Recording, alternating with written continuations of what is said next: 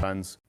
But in terms of the bottom of the Premier League, it is fascinating. And in just a moment, we are going to talk about Tottenham Hotspur, who remain in 16th. But look how the teams below them have squeezed the gap. Nottingham Forest with that point. West Ham, the winner, put them on to 28 points each. So Tottenham Hotspur going to their next Premier League game away to Liverpool, just a point clear of the drop zone. They were just so disjointed. They were all over the place. But he was the man who'd been brought in to bring sort of more discipline, defensive structure as well. At times, the defending's been comical. Yeah, it has, because you've got people playing in different positions. I've talked about Polina playing in a back three, and when you look at the Arsenal game, I go, look, no problem. The personnel he's got no Christian Romero, so it's a makeshift defence. I get that against Arsenal. And then they go to Fulham and play with a back four. So now what is your message? Your message is you're chopping and changing. So then Thursday night comes and we go, no problem. I look, Danzo comes back, Mickey van der Ven's there, and where's Pedro Porro going to play? He then slots in right of a three. I'm like, what is happening here? Archie Gray's then playing right wing back. You've got Sousa, the young lad, making his full debut playing at left wing back. You've just got players all over the pitch, and I'm looking thinking, this does not fit. It really, really doesn't. So I'm going to simplify it. Send a message to the players that we're all in it together.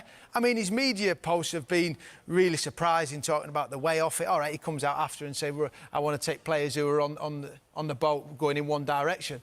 There's one direction this boat's going, and that's sinking. That is really how drastic it is at this moment in time. I'm telling you, it's worrying, because managers can come in and talk about tactics and talk about this. Forget that.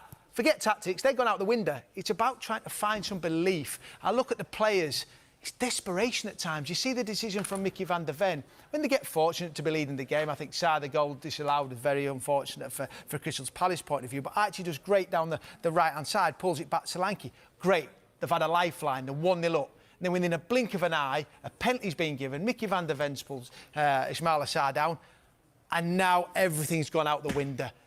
The clouds are coming in, the pressure's on, you can feel it in the stadium, the players are looking around thinking, can someone help me? No, there's no one there to help. You look at each other, only we can get us out of this trouble, and that is where they're at this moment in time. And it's big four wins, Tim, 4 wins in the last 29 home games. Wednesday night, you were sat here. I asked you ahead of the game on Thursday, if it goes badly, if they lose that one, could they change manager for the 3rd time this season? Do you think they will now? They will. I'd like to know... Do you think they should? I'd like to know who makes the decisions to give him the job in the first place. I mean, they've taken a lead off someone. There's no one at that football club would know anything about Igor Tudor. Absolutely no. There's not anyone would know anything about his career. But they would have spoke to Mario Paratici. He's the only one who would have come across him. And then I know that Damien Comolli has a good relationship with Tottenham, going back a lot of years. He's the one who sacked him at Juve. You know, so if Daniel Levy was there, he would surely have spoke to Daniel Comolli. He's not there anymore, and I don't know who's making the footballing decisions, because whoever it is, he's not doing a very good job of it, is he? And I think, secretly, they wish they never made this change. I think they would have hoped that they would have kept hold of Thomas Frank or rolled the dice in a different direction. And I know it's easy in hindsight, but did we really believe this guy was going to come in and hit the floor running? I mean, he's never had this situation before, and everyone points to the fact that he has. He's a firefighter, but he takes clubs from European positions, Europa League, to Champions League, like he did at Juve. The only relegation battle he's ever been in is Udinese, and he was in there for 4 games. And they wasn't in a relegation battle when he went in there, and they finished outside of it. And that's a tiny football club. We're talking about Tottenham Hotspur. The equivalent, if he would have gone in at Juve when they were struggling for relegation and kept them safe, this is the job. That's the replica of what he's come into here. I keep saying it, this club cannot get relegated. Well, it certainly can. Dawes has said it is a realistic possibility. But the pressure of it, and I think he's been slapped straight in the face by the competition in the Premier League. It ain't easy. Yeah. This is a tough competition. Well, he looks lost at times on the touchline. He knew nothing about it. And you keep chopping and changes. And I understand why you chop and change. When you can't get the result, you chop and change and you try and find the solutions. But he's gone from, I 100% guarantee we spend next season in the Premier League, to the player's not fit enough. That we're not good in attack, we're not good in the middle, we're not good at the back. We need our injury players back to fitness. You've got to get on with what you got. You know, forget all that nonsense. Concentrate on the players who are fit at the moment and try and give them a lift. You talk about the manager bounce when managers go into clubs. You don't get that bounce by having a stick and whacking them with it. Not if the downside looks like relegation. You have to give them a cuddle. You have to find the best solution. You have to give them an easy solution to how we're going to play. This is how we play. This is how we're going to stick to. And you play every single day. You know, when I went into Tottenham, you go and you say, this is our formation. Everyone gets used to it. And I know you can play in that position. You can play in that one. You can play in that one. I don't ask Michael Dawson to go and play in midfield. I wouldn't ask him to go and play right wing back. I know what he is. Yeah. Why are you asking players who are not accustomed to playing in that position to go and play in them positions? It's mind-boggling. The way this club is run at the moment is an absolute shambles.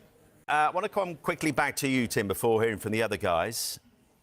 If the call came to come in to the end of the season, if they do make a change? The answer is, I think it's impossible to turn down. I think because it's an opportunity to go back to a fantastic football club, but it's broke at the moment and it needs fixing for the short term. And that is what the job is. We know there's not a long-term future there because Mauricio Pochettino, as I said, will come to the football club. He won't come, by the way, if they're in the Championship. They might have to look elsewhere for that. But let's hope they stay in the league. And Si, I talked about, I thought it was a strange decision with Igor Tudor. Thomas Frank's a very good manager and he knows the Premier League better than anyone. So what happened there? Ange Postecoglou, who I would never have got rid of in the first place. He won something. You're sacking a winner. Now, I know everyone says he finished 17th in the Premier League, but there was a reason why he finished 17th. And perhaps you start looking now and you think, we need to look closer to home here, you know, because the players are not up to it at the moment. The players are not showing what they're capable of doing. We talked about Michael Carrick going into Manchester United, and some of the guys at United now are players are looking unrecognisable to under Ruben Amorim. It's because he's given them a lift. He's put them. It's simple. It's common sense. Play them in their correct position. Play Kobe Mainoo. He's better than Ugarte. Play Bruno Fernandes as a 10. That is where he wants to play. Then all of a sudden, Sesko looks like he's getting deliveries into the box. He looks like half a player. So it's common sense. Yeah. You know, it's not a science, this game. It is really straightforward, but it's being complicated by people who don't know what they're doing. Tim, if you did get the call, and I think personally, from my point of view, being at the club for a long time, someone with a DNA of Spurs needs to be in there. You came in when I was there in 2013 and you were ruthless. There was home truths. People didn't like it. How would you go in and approach it at this moment in time? Too late for that. I mean, when I was in, there's no stick. You take no sticking with you now. All you got to do is start blowing smoke up their backsides. You got to tell them. You got to tell them how good they are. Yeah. You got to tell them that you believe in them and then what they're capable of doing. And some of them might react to that. Yeah. They're not reacting to the tough man. Yeah. You can't go in with a tough man attitude because the downside is so catastrophic to get relegated. When I went in at Tottenham, took over from Villas-Boas, it was, can we get to the Champions League? It was probably out of reach, but worst case scenario, can you take us to Europa League? And we managed to do that. Yeah. So the downside wasn't as great. Now you can't start calling the shots to the players. And when you talk to the press, you cannot start digging them out in the press. And like he's doing at the moment, you have to go in with a different tact. Players have changed these days, you know, the different types of characters. But they're certainly, I talk about recruitment all the time, but they can't be as bad as what they're looking at the moment. If there was 3 games to go, they'd probably get relegated. But there's 9 games to go. Still 9 games to go. You know, someone's got to go in. You know, I ain't sure if this manager's going to be able to do it. I think we've just seen it. 3 games gone. They've been well off it. They've got to get someone in and they've got to get fighting. But do you see a set of players who believe they can get out of this mess, have the stomach for the fight to get out of this mess? Absolutely no chance.